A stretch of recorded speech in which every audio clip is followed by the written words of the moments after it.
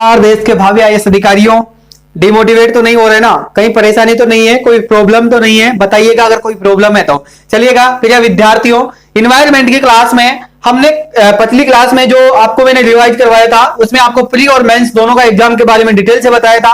और आज की क्लास में मैं आपको जो सिलेबस में अपन को जो 27 टॉपिक पढ़ने हैं, 27 टॉपिक है, सॉरी 23 टॉपिक पढ़ना है और 27 टॉपिक मैंने आपको बताए थे, वो भी मैं आपको बताऊंगा कैसे पढ़ने हैं। बाकी 27 टॉपिक पढ़ना है। बाकी जो पेपर है यानी कि जो प्रीलिम्स और मेंस का जो पेपर है वो आपका 27 टॉपिकों पर नहीं बल्कि 23 टॉपिकों पर निर्भर होता है। 23 टॉपिक में से आपसे सवाल पूछता है। बाकी जो आगे के टॉपिक है उस पर मैं आगे बाद में डिस्कस करूंगा जब करंट अफेयर्स आपको पढ़ाऊंगा। ठीक है, चलिएगा आज विस्तार से हम सिलेबस जानते हैं। प्रीलिम्स में क्या पूछेगा, मेंस में क्या पूछेगा, इस चीज की दिक्कत मत लीजिएगा। विषय यानी कि विषय का क्या करेंगे, विस्तार से जानेंगे। विषय विस्तार से यानी कि इसमें क्या क्या टॉपिक पढ़ना है, कौन कौन सा टॉपिक पढ़ना है, सबसे पहले शुरुआत कहां से करेंगे, किस प्रकार का सिलेबस आपको पढ़ना है। ये एक सबसे बड़ी कमजोरी है मेरी कि मैं आप लोगों को पहले सिलेबस पढ़ाता हूं। समझ में आ रही है? क्योंकि यूपीएससी का जो एग्जाम होता है, बड़ी बड़ी संस्थाओं में आप जाएंगे तो आपको सिलेबस के दर्शन तक नहीं करवाते कि सिलेबस में क्या क्या टॉपिक पढ़ना है, बल्कि आपको चलता रहता है। वो जो लोग पढ़ाते हैं आप पढ़ते रहते हैं और इसी कारण से विद्यार्थी 2-2, 3-3 साल तक खराब कर वापस अपने घर लौट आते हैं निराश होकर। इसका कारण यही है कभी सिलेबस पर काम किया नहीं और सिलेबस को एक सही डायरेक्शन के तहत देखा नहीं। कुछ टीचर्स कहते हैं कि सर आप पागल हो चुके हैं क्योंकि आप सिलेबस क्यों समझाते हो विद्यार्थियों को। सिलेबस समझाने की कोई चीज है क्या? ये तो विद्यार्थी समझ जाएंगे। अरे भाई, जब तक उसको यानी कि अगर मकान की नींव नहीं बनेंगे तब उससे पहले अब ऊपर से मकान बनाने की शुरुआत करेंगे क्या? ये चीज समझ में नहीं आती कभी। यानी कि नींव भरकर ही मकान बनाया जा सकता है, उससे ऊपर मकान नहीं बनाया जा सकता भाई। तो इस चीज को समझना बहुत जरूरी है कि सिलेबस क्या है, सिलेबस का डायरेक्शन क्या है, सिलेबस किस प्रकार से आता है, सिलेबस में कौन कौन से टॉपिक कब कब कवर करना है, ये चीजें आपको पहले डिटेल से बता देनी चाहिए और इसी में आपको क्या होगा, फायदा मिलेगा। अन्यथा आप बहुत नुकसान में चले जाएंगे। इस चीज के मैं कह भी नहीं सकता आप इतने नुकसान में जा सकते हैं। इसलिए मेरे साथियों, मैं आप लोगों को सबसे पहले सिलेबस लिखवाता हूं। इसको लिखिएगा, अपने सामने रखिएगा, अपनी टेबल पे चिपकाइएगा आगे जाके, ताकि आपको हमेशा दिखता रहे कि मुझे ये टॉपिक पढ़ना है, मैंने अभी तक ये टॉपिक पढ़ा है। ठीक है, तो मैं आपको छोटी छोटी चीजें बताऊंगा। यानी कि 23 टॉपिक जो मेन टॉपिक है उनकी चर्चा करेंगे। उनका विस्तार तो अलग है, उनका विस्तार जब प्रारंभ करेंगे वो टॉपिक तो इसका विस्तार से और बता देंगे उसका सिलेबस। बाकी जो सिलेबस दिया गया है उसको आप देखिएगा एक बार। देखिएगा, पहला टॉपिक आपका प्री और मेंस में दोनों में आपका एक पर्यावरण टॉपिक आता है। यानी कि पर्यावरण के बारे में पढ़ना है बहुत कुछ इसमें। ठीक है, पहला टॉपिक आपका पर्यावरण है और पर्यावरण में आपको बहुत कुछ सीखना है। ठीक है, पर्यावरण समझिएगा। ठीक है, इसके बाद में जैव मंडल एवं वायम, जैव मंडल के बारे में समझना है, जैव मंडल। ठीक है, अगला टॉपिक है आपका जैव मंडल व वायम क्षेत्र जो होते हैं इनके बारे में अध्ययन करना है। वायम क्षेत्र यानी कि पहले जो विद्यार्थी पढ़ चुके हैं भूगोल उनको पता है, ज्योग्राफी जो पढ़ चुके हैं उनको पता है कि वायम क्षेत्र क्या होते हैं। ठीक है, तो जैव मंडल वो वायम क्षेत्र अपन को पढ़ना है। ठीक है, इसके बाद में परिस्थिति और पर्यावरण के जो क्षेत्र है यानी कि परिस्थिति तंत्र यानी कि परिस्थितिक जो क्षेत्र है उसके बारे में भी हमको क्या करना है, परिस्थितिक क्षेत्रों के बारे में हमको पढ़ना है, परिस्थितिक क्षेत्र। ठीक है, अगर यहां पर देखिएगा थोड़ा दिखाई नहीं दे रहा होगा तो चिंता मत करिएगा, मैं आपको पीडीएफ डाल दूंगा, वहां से आप देख लेना सब चीजें ना। बाकी यहां पर आप समझते चले, आप लिखते चलिएगा, मैं बोलता चल रहा हूं उसको आप लिखते चले। इसके बाद में परिस्थितिक जो तंत्र है उसका कार्य क्या होता है, परिस्थितिक तंत्र का कार्य भी जानेंगे। परिस्थितिक है तंत्र का कार्य, तंत्र का कार्य के बारे में हमको जानना है।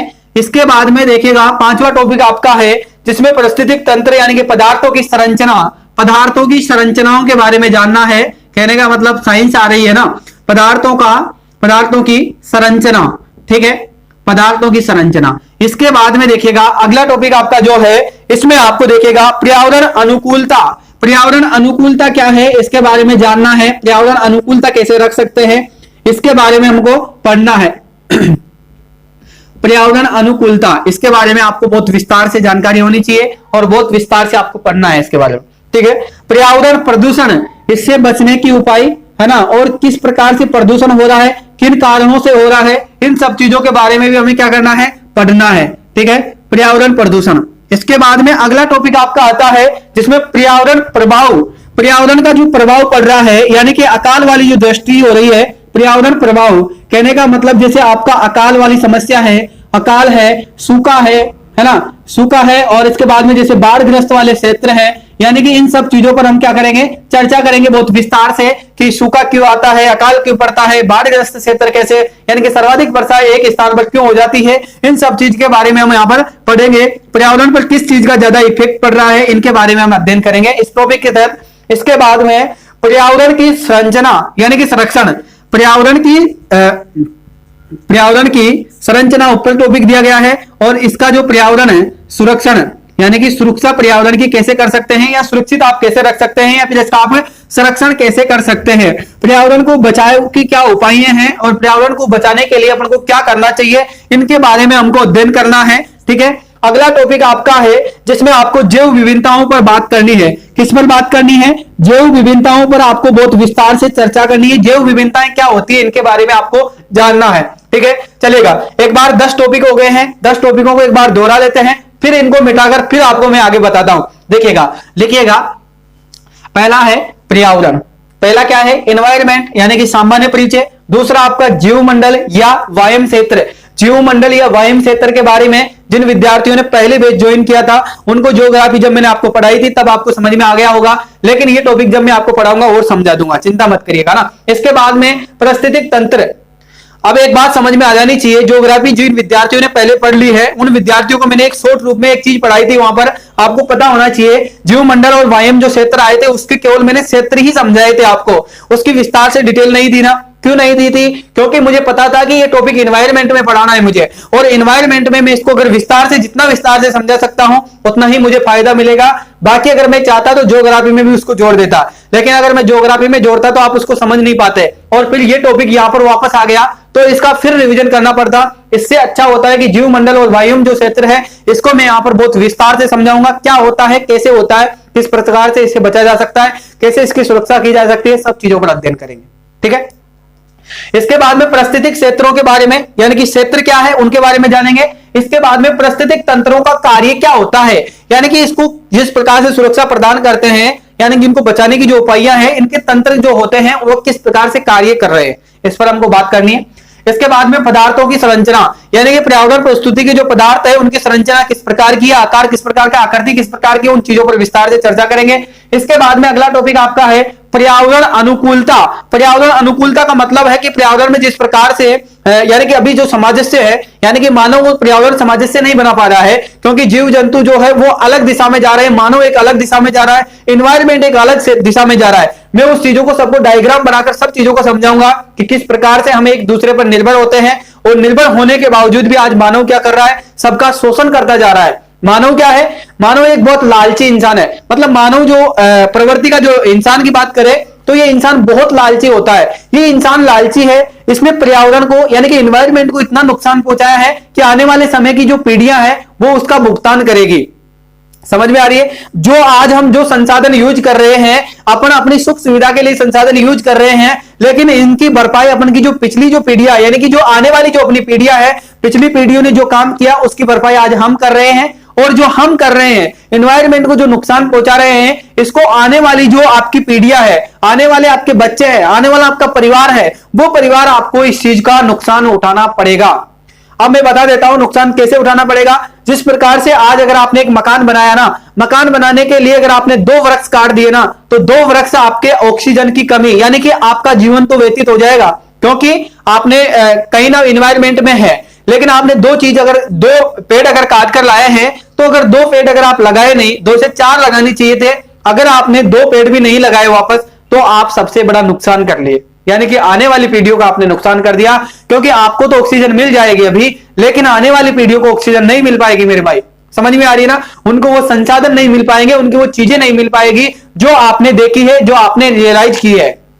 समझ में आ रहे ना, अपनी जो प्राचीन जो पीढ़ियां है उन्होंने जो चीज की रियलाइज किया है अपनी लाइफ में, जो जीवन में जो जिया है, उन चीजों को अपन नहीं जी सकते। आज किसानों के साथ में क्या हो रहा है आपको पता है ना, किसान आत्मनिर्भर था, पहले भारत अपना आत्मनिर्भर बना हुआ था, किसान कभी भी शहर में बहुत कम जाता था, शहरी लोगों पर बहुत कम निर्भर रहता था, जबकि शहरी लोग पूरे तरीके से किसान पर निर्भर रहते हैं। अब आज क्या हो गया, आज किसान को है ना इतना मजबूर कर दिया गया कि उसे शहरी लोगों पर निर्भर रहना पड़ रहा है, और शहरी लोगों की तो बात ही और कुछ है, क्योंकि अगर शहरी लोगों को अगर किसान अगर उत्पाद करके नहीं देगा तो उनकी तो भूखे मरने वाली स्थिति आ जाएगी। जिस दिन इस किसान यानी कि इस देश के अन्नदाता ने अनाज उगाना बंद कर दिया, इस देश के किसान अन्नदाता ने अगर कुछ पैदा करना बंद कर दिया, उस दिन शहर नहीं बल्कि ये जो कस्बे, जो नगर, जो ये लोग हैं ना बड़े बड़े, इन सब धरती पर यानी कि मिट्टी खाने की कगार पर आ जाएंगे ये लोग। देख लेना आप, रियलिटी है। किसानों के साथ में जो अन्याय हो रहा है उस पर आज खिलाफ एक आंदोलन चल रहा है। उस आंदोलन में मैं तो कहता हूं विद्यार्थियों को जितना योगदान हो सके उतना योगदान दीजिएगा, सोशल मीडिया के प्लेटफॉर्म से दीजिएगा। इतना नहीं है, अपने पास इतना समय नहीं है कि अपन वहां पर जाकर उनसे लड़े, है ना। वहां पर जो किसान भाई अपने बैठे हैं ना, उन्हीं का योगदान काफी है, अपने जो बुजुर्ग अपने वहां पर बैठे हैं वही काफी है। लेकिन इतना योगदान दीजिए कि सोशल मीडिया पर तो कम से कम सरकार की नींदें उड़ा के रख दीजिएगा। सोशल मीडिया पे जब भी टाइम मिले, जब भी क्लास लेकर फ्री हो, जब भी पढ़ने से बोर हो, सबसे पहले सोशल मीडिया को झाड़िएगा, सबसे पहले सोशल मीडिया पर जाइएगा और इतने जबरदस्त तरीके से झाड़िएगा ताकि किसानों के समर्थन में क्या होगा, सरकार की नींद उड़ेगी। ठीक है ना। और एक बात और बता दूं, अगर आप लोगों को ये गलत फहमी है कि सोशल मीडिया से कुछ नहीं होता, तो एक विद्यार्थी ने एक कमेंट किया था, एक विद्यार्थी ने एक अपने स्टेटस पर लगाया था, दिलीप कुमार पांडे बिहार से है, उनके स्टेटस देखिएगा, मैंने उनका स्टेटस देखा था, उन्होंने बताया था कि जो सोशल मीडिया है, सोशल मीडिया की देनी है कि आज एग्जाम हो रहे हैं सभी के, और ये रियलिटी बात है क्योंकि एग्जाम नोटिफिकेशन जो निकल रहे हैं ये एक सोशल मीडिया की देन है। इस पर एक ट्विटर आंदोलन चलाया गया था बहुत खतरनाक, उसी की देन है कि आज एग्जाम, प्रत्येक एग्जाम समय पर हो रहा है। ठीक है ना। तो यही चीजें हैं, यही चीजें इसमें पढ़नी है आपको। इसके बाद में अनुकूलता रखनी जरूरी है पर्यावरण के साथ में, पर्यावरण प्रदूषण को होने से बचाना है। इसके बाद में पर्यावरण के प्रभाव है, यानी कि जैसे अकाल पड़ता है, सूखा रहता है, बाढ़ होता है, ग्रस्त हो जाए जो क्षेत्र होता है, यानी कि एनवायरमेंट का जो सिस्टम है वो बैठ नहीं पा रहा है, तो उसको आपको समझना है। इसके बाद में आपको जैव विभिन्नता पर, पर्यावरण संरक्षण पर काम करना है। ठीक है। इन टॉपिकों के बारे में हम विस्तार से चर्चा करेंगे आपके आने वाली क्लासों में। ठीक है, चलेगा। अब अगले टॉपिक पर हम रिवीजन करेंगे। एक बार देखिएगा, दोबारा रिवीजन कीजिएगा। पहला टॉपिक आपको पर्यावरण पढ़ना है, उसके बाद में जैव मंडल या वायम क्षेत्र पढ़ना है, इसके बाद में परिस्थितिक क्षेत्र पढ़ना है आपको, इसके बाद में परिस्थितिक तंत्र जो है इसके कार्य पढ़ने हैं, पदार्थों की संरचना क्या है उसके बारे में पढ़ना है, पर्यावरण अनुकूलता क्या है इसके बारे में पढ़ना है, इसके बाद में पर्यावरण प्रदूषण क्या है आपका इसके बारे में पढ़ना है, इसके साथ में पर्यावरण प्रभाव यानी कि अकाल, सूख, बाढ़ग्रस्त जो भी क्षेत्र है उनके बारे में आपको विस्तार से पढ़ना है। इसके बाद में पर्यावरण की सुरक्षा और संरक्षण किस प्रकार से करना है इनके बारे में हमको पढ़ना है। इसके बाद में जैव विभिन्नताओं के बारे में भी हमें पढ़ना है। ठीक है। इसके बाद में अगला टॉपिक आपका जो आता है इसके बारे में देखिएगा, 11वां यानी कि 11 नंबर का जो टॉपिक है इसके बारे में देखिए, ये क्या कहता है, भारत की विभिन्नता। आपने भारत की विविधता, भारत की विभिन्नता, अब आपने सुना होगा भारत में एकता में विभिन्नता का नाम आपने सुना होगा। जब भी मैंने आपको एक चीज बताई थी कि संविधान का जो उद्देशिका है ना, उसको एक बार पढ़िएगा, आपको पता चल जाएगा क्या चीज है। तो ये एकता और विभिन्नता वाली जो बात की गई है इसको भी समझ में आने चाहिए, आपको ये समझ आने की बहुत जरूरी है ना। इसके बाद में जैव विभिन्नता का संरक्षण, ठीक है, इस टॉपिक पर हम बात कर चुके हैं। इसके बाद में देखिएगा, पहले पर्यावरण की संरक्षण की बात कर रहे थे, अब जैव विभिन्नता की संरक्षण की बात करनी है। किसकी? जैव विभिन्नता का संरक्षण की बात करनी है। ठीक है, संरक्षण की बात करनी है। और इसके बाद में जो जलवायु परिवर्तन अवधारणाओं पर बात करनी है। किस पर बात करनी है? जलवायु अवधारणाओं पर क्या करनी है अपन को? अवधारणाओं पर बात करनी है। ठीक है, जलवायु परिवर्तन अवधारणाओं पर क्या करनी है?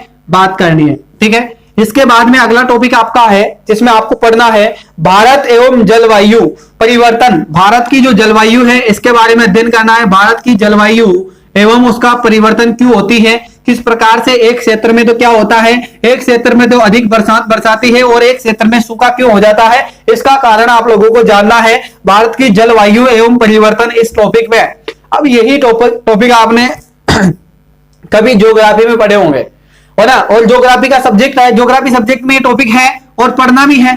ठीक है, जाहिर सी बात है पढ़ना भी पड़ेगा क्योंकि इसका टॉपिक है, लेकिन ये इन्वायरमेंट का भी है। अब इन्वायरमेंट और ज्योग्राफी को लिंक करके नहीं पढ़ेंगे तो जिंदगी भर समझ में नहीं आएगी। तो कितनी भी किताबें कितने भी टीचर से पढ़ लीजिएगा, अगर कोई भी टीचर को अगर कोई चीज समझनी होती है ना, अब देखिएगा एक चीज बता देता हूं, अभी हम लोग हैं तो हम कैसे समझते हैं इन चीजों को, ऐसे समझते हैं, एक तरफ आप इन्वायरमेंट को पढ़ लेते हैं, उसके बाद में हम ज्योग्राफी को पढ़ते हैं, उसके बाद में हमें इकोनॉमी को पढ़ते हैं, उसके बाद में हम साइंस को पढ़ते हैं, यानी कि चारों सब्जेक्टों को पढ़ते हैं। उसके बाद में एक टॉपिक क्लियर करते हैं कि यार ये वाक्य में क्या चीज है, यानी कि ये भारतीय जलवायु जिस प्रकार से टॉपिक है तो इसके चारों सब्जेक्ट हमें पढ़ने पड़ते हैं, उसके बावजूद इस चीज को हम क्लियर कर पाते हैं कि वाक्य में ये चीज क्या है। ठीक है ना, तभी ये समझ में आती है ना, और तभी हम आप लोगों को समझा पाते हैं। अन्यथा अगर ऐसा नहीं है कि आप समझ ले कि ऐसे इसको पढ़कर आ गए सर, यानी कि ज्योग्राफी से पढ़ लिया, इकोनॉमी से पढ़कर आ गए और पढ़ा दिया, ऐसा नहीं है। ये पढ़ाने के लिए 4-4 सब्जेक्ट पढ़ने पड़ते हैं मेरे साथियों। ऐसा नहीं है कि आप बिल्कुल आसानी से जाकर डायरेक्ट आप क्लास में पढ़ा सकते हैं, कोई भी चीज नहीं पढ़ा सकते ऐसे, ठीक है। तो इसको समझना बहुत जरूरी होता है। और इसके बाद में देखिएगा जलवायु परिवर्तन, यानी कि संबंधित जो संगठन और जो सम्मेलन होते हैं, जलवायु परिवर्तन के संबंध में सम्मेलन और जो संगठन होते हैं, सम्मेलन वो संगठन होते हैं, वो किस प्रकार से जागरूक करते हैं लोगों को, किन चीजों पर बात की गई है, कितने सम्मेलन हुए हैं भारत में, इन सब चीजों के बारे में अपन को पढ़ना है। जलवायु को लेकर, भारत की जलवायु का मतलब समझ रहे ना, एक क्षेत्र आपका बाढ़ग्रस्त रह जाता है, एक क्षेत्र आपका सूखा रह जाता है ना, समझ रहे ना। तो इस चीज को लेकर भारत में कई सम्मेलन होते हैं और कई संगठन बने हुए हैं, तो उनकी क्या राय है, उन्होंने क्या टिप्पणी की है, इन सब चीजों के बारे में अपन को इसमें पढ़ना है, ठीक है।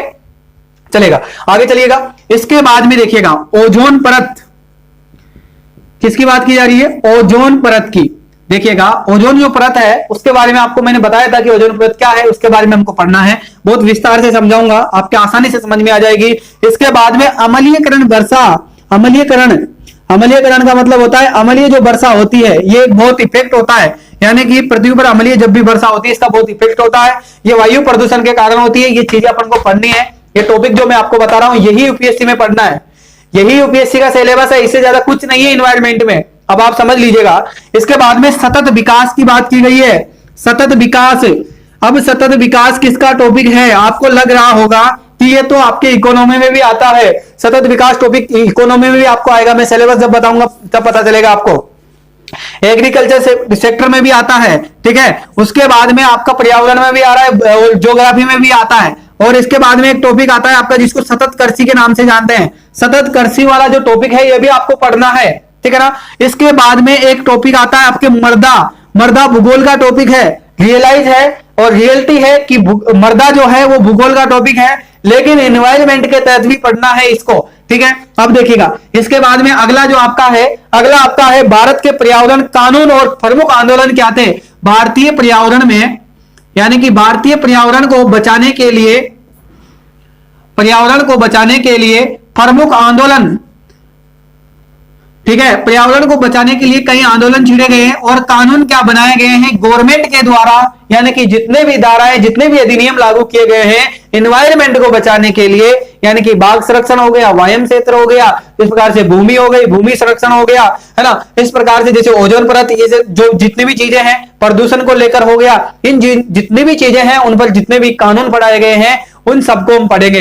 यानी कि यहां पर आकर आपको क्या पढ़नी है, पॉलिटिकल साइंस भी इस सब्जेक्ट में क्या हो जाती है, इन्वॉल्व कर दी जाती है। अब देखिएगा एक चीज मैं फिर समझाऊंगा आपको अभी आगे, थोड़ा टॉपिक लिख लीजिएगा, 2 टॉपिक और रहे। इसके बाद में देखिएगा पर्यावरण से संबंधित अंतरराष्ट्रीय संगठन एवं सम्मेलन क्या कहते हैं। अंतरराष्ट्रीय यानी कि विश्व स्तर के अंतरराष्ट्रीय जो सम्मेलन होते हैं उनमें और उनका जो संगठन है उन संगठनों की क्या राय है, इसके बारे में भी अध्ययन करना है। अभी आपको पता हो तो जीव विज्ञान पर भारत में एक सम्मेलन चला था, आपको पता हो तो 21 दिसंबर से लेकर 25 दिसंबर तक शायद वो चला था और आपने देखा होगा, बहुत सारे विद्यार्थियों ने इसमें भाग भी लेते हैं।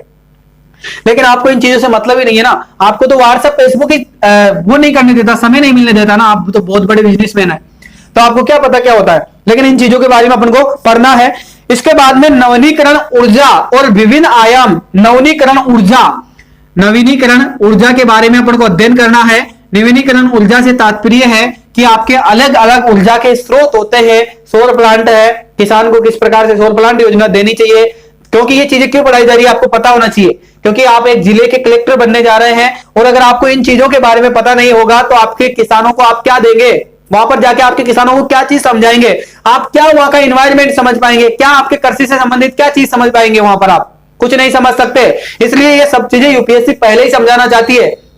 इसके बाद में 2 साल तो केवल वो लाल बहादुर शाह एकेडमी में इसलिए बुलाती है कि आपको इस चीजों के बारे में पढ़ के आए हो कि नहीं आए, अगर नहीं आए तो पढ़िएगा 2 साल, फिर वहां पर पढ़ना पड़ता है, समझ में आई ना, वहां पर भी लेक्चर होते हैं, वहां पर आपको पढ़ाना है, आपको सबको पढ़ाना है। कहने का मतलब जिस प्रकार से अगर परत आपको जिस प्रकार से दे दिया गया, ओजोन परत पर आपको बोलना है, आपका प्रोजेक्ट अगर ओजोन परत पर दिया गया है तो पूरा रिसर्च आपको ओजोन परत पर करना है, और अगले दिन आपको क्लास में जैसे मैं आपको आज पढ़ा रहा हूं ना, वैसे आपको वहां पर सभी अधिकारियों को पढ़ाना होगा और सभी को बताना होगा। वहां पर ऑब्जेक्ट क्वेश्चन उठाने वाले भी होंगे, आप ही के साथ ही आप ही के सामने बैठने वाले जो लोग हैं वो आप पर सवाल भी पूछेंगे कि सर एक बात बताइएगा, अगर आप कोई भी चीज बताते हैं, जैसे आपने बता दिया कि नवीनीकरण ऊर्जा का स्रोत भाई साहब सौर ऊर्जा प्लांट जो है वो बहुत अच्छा है। दूसरा आपने बताया कि नवीनीकरण ऊर्जा के तहत में आप क्या कर सकते हैं, विद्युत का उत्पादन किस प्रकार से कर सकते हैं, यानी कि सौर ताप के द्वारा कर सकते हैं। दूसरा आप जलीय के द्वारा यानी कि जल विद्युत के द्वारा भी कर सकते हैं, यानी कि जल के माध्यम से आप विद्युत का उत्पादन कर सकते हैं, है ना। इसके बाद में आपको अगर इस प्रकार का प्लांट है, इसके बाद में आपको कहेंगे कि भाई साहब इससे तो एक नुकसान भी होता है, समझ में आ रहा है ना। इसके बाद में तापीय ऊर्जा, तापीय ऊर्जा का मतलब होता है कोयले के द्वारा या फिर किसी भी ताप के द्वारा आपको क्या प्राप्त की जानी चाहिए, ऊर्जा प्राप्त करना, यानी कि विद्युत उत्पादन करना, यानी कि जिस प्रकार से कोयले से भी विद्युत बनती है आपको पता होना चाहिए, है ना। जैसे आपके भी जो भूसा होता है इससे भी विद्युत बनना प्रारंभ हुई है। तो इन चीजों पर आपने बता दिया कि भाई साहब इस प्रकार से आप क्या कर सकते हैं, ऊर्जा का नवीनीकरण कर सकते हैं। लेकिन आपका सामने वाला अफसर आपसे पूछेगा कि भाई साहब सर एक बात बताइएगा, यानी कि हम कोयले का उत्पादन से अगर विद्युत उत्पादन करेंगे तो कोयला तो खत्म हो जाएगा एक दिन, फिर उसके बावजूद क्या करेंगे, ठीक है। तो उसका जवाब भी आपको देना है। इसी के तहत आपको संरक्षण भी करना होता है और सुरक्षा पर भी बात करनी होती है, और इन सब चीजों पर आपको एक इफेक्ट आपको टिप्पणी देनी होती है।